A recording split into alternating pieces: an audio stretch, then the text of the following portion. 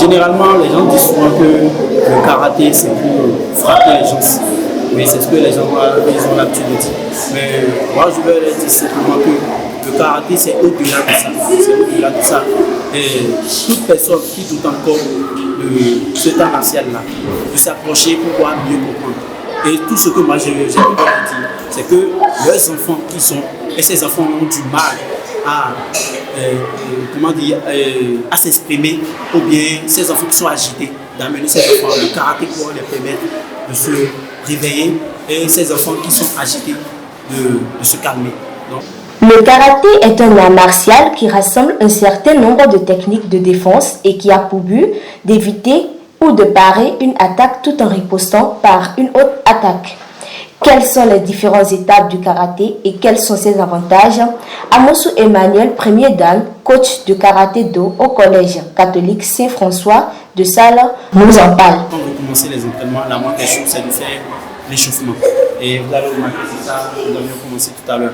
Donc, pourquoi il faut faire l'échauffement? C'est important parce qu'il faut réveiller d'abord les muscles pour permettre aux muscles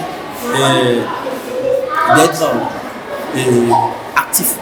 Là, ils vont faire les mouvements, ce serait plus facile de donner les coups de poing, de faire les blocages et tout. D'après ce qu'on a eu à dire, c'est que c'est pour permettre à ces enfants-là, pour qu'à la fin de leur année scolaire, qu'ils puissent au moins continuer peut-être dans la vie active. Parce qu'il y a des enfants aujourd'hui qui finissent comment dire, les cours, quand ils ont leur diplôme, ils laissent tout, ils restent à la maison. Mais ça peut être un métier pour eux.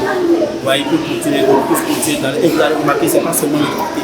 Il y a d'autres activités, la coiffure, la cuisine et autres. Donc après ça, après le départ d'ici, ils vont continuer maintenant dans la vie active. Ce qui va les permettre d'avoir de savoir-faire de soi-même. Parce qu'aujourd'hui, il ne suffit pas seulement de parler le français, mais c'est de savoir aussi faire.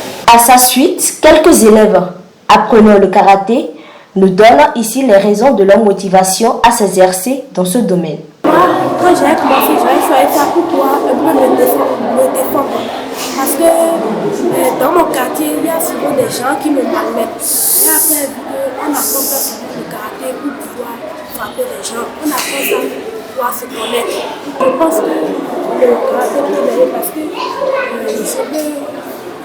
parce que si j'avais la ceinture noire, je peux peut-être faire mon propre dojo. Et je peux peut-être faire mon propre dojo et apprendre le karaté aux gens. Je vais apprendre le karaté pour m'assurer la sécurité partout où je vais. Faut-il noter qu'en dehors du karaté, plusieurs autres activités s'y déroulent.